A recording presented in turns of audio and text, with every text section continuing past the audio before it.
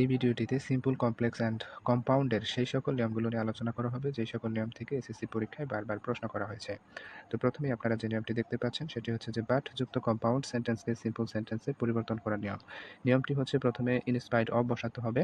প্রথম সেন্টেন্সের সাবজেক্টের পরে পসেসিভ ফর্ম বসাতে হবে। এরপরে সেন্টেন্সের অ্যাম, ইজ, আর, ওয়াজ, ওয়্যার এর পরিবর্তে বিং বসাতে হবে। হ্যাভ, হ্যাজ, হ্যাড এর পরিবর্তে হ্যাভিং বসাতে হবে।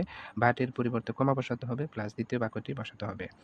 যদি সহজ কথায় বলি তাহলে হচ্ছে যে কম্পাউন্ড সেন্টেন্সটি দেওয়া থাকবে, সেই কম্পাউন্ড সেন্টেন্সটির শুরুতে আপনাকে ইন স্পাইট অফ বসাতে হবে এবং কম্পাউন্ড সেন্টেন্সে যে সাবজেক্ট থাকবে তার পসেসিভ ফর্ম বসাতে হবে।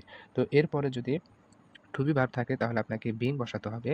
আর যদি হ্যাভ ভার্ব থাকে তাহলে আপনাকে হ্যাভিং বসাতে হবে। যদি মূল ভার্ব থাকে তাহলে তার সাথে আইএনজি যুক্ত করতে হবে। যেমন it gives pleasure but we can not get freedom to use it. তো এই বাক্যটিকে যদি আমরা নিয়ম অনুযায়ী সিম্পল সেন্টেন্সে পরিবর্তন করি তাহলে আমাদেরকে প্রথমেই এই বাক্যটির শুরুতে ইন স্পাইট অফ অথবা ডেসপাইট বসাতে হবে। তো আমরা এখানে ডেসপাইট বসিয়েছি এবং এরপরে হচ্ছে সাবজেক্টের পসেসিভ ফর্ম বসিয়েছি, অর্থাৎ ইট এর পসেসিভ ফর্ম হচ্ছে ইটস। এরপরে যে মূল ভার্বটি রয়েছে গিভস এর সাথে আইএনজি যোগ করেছি, গিভিং করে দিয়েছি। আর বাট এর পরিবর্তে কমা বসিয়ে দিয়েছি, অর্থাৎ বাট এর স্থলে কমা বসিয়ে দিয়েছি। আর যে অংশটা রয়েছে এই অংশটা কিন্তু অপরিবর্তিত অবস্থায় বসানো হয়েছে। আশা করি বুঝতে পেরেছেন যে বাট যুক্ত কম্পাউন্ড সেন্টেন্সকে কিভাবে সিম্পল সেন্টেন্সে পরিবর্তন করতে হয়।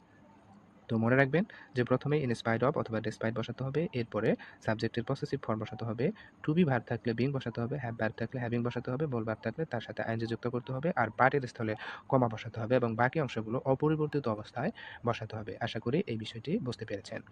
এরপরে আপনারা যে নিয়মটি দেখতে পাচ্ছেন সেটি হচ্ছে যে অর যুক্ত কম্পাউন্ড সেন্টেন্সকে কমপ্লেক্স করা নিয়ম। নিয়মটি হচ্ছে প্রথমে আপনাকে ইফ বসাতে হবে, এরপরে দ্বিতীয় ক্লজের হচ্ছে সাবজেক্ট অনুযায়ী ইফ এর পরে আপনাকে দ্বিতীয় ক্লজের সাবজেক্টটিকেই হচ্ছে আপনাকে প্রথম ক্লজের সাবজেক্ট হিসেবে ইফ এর পরে বসাতে হবে। এরপর আপনাকে ডু নট বসাতে হবে। এরপরে হচ্ছে প্রদত্ত ক্লজটি বসাতে হবে। এরপরে আপনাকে অর এর স্থলে কমা বসাতে হবে এবং দ্বিতীয় ক্লজটি বসাতে হবে। যেমন use it or you cannot keep pace with the modern world. এই বাক্যটিকে যদি আমরা নিয়ম অনুযায়ী কমপ্লেক্স সেন্টেন্সে পরিবর্তন করি তাহলে আমাদেরকে প্রথমে ইফ বসাতে হবে। তো আমরা নিয়ম অনুযায়ী প্রথমে ইফ বসিয়েছি, এরপরে দ্বিতীয় ক্লজের যে সাবজেক্টটি রয়েছে ইউ, সেই সাবজেক্টটিকে আমরা ইফের পরে বসিয়েছি। এরপরে আমরা হচ্ছে নিয়ম অনুযায়ী ডু নট বসিয়েছি। এরপরে ইউজ ইট থেকে শুরু করে শেষ পর্যন্ত আমরা অপরিবর্তিত অবস্থায় বসিয়েছি এবং অর এর স্থলে আমরা কমা বসিয়েছি। আশা করি বুঝতে পেরেছেন। এরপরে যে নিয়মটি দেখতে পাচ্ছেন সেটি হচ্ছে যে বাই প্লাস ভার্বের সাথে আইএনজি যুক্ত সিম্পল বাক্যকে কম্পাউন্ড করার নিয়ম। নিয়মটি হচ্ছে বাইয়ের স্থলে সাবজেক্ট প্লাস ভার্ব বসাতে হবে দ্বিতীয় ক্লজ অনুযায়ী, প্লাস বাকি অংশ।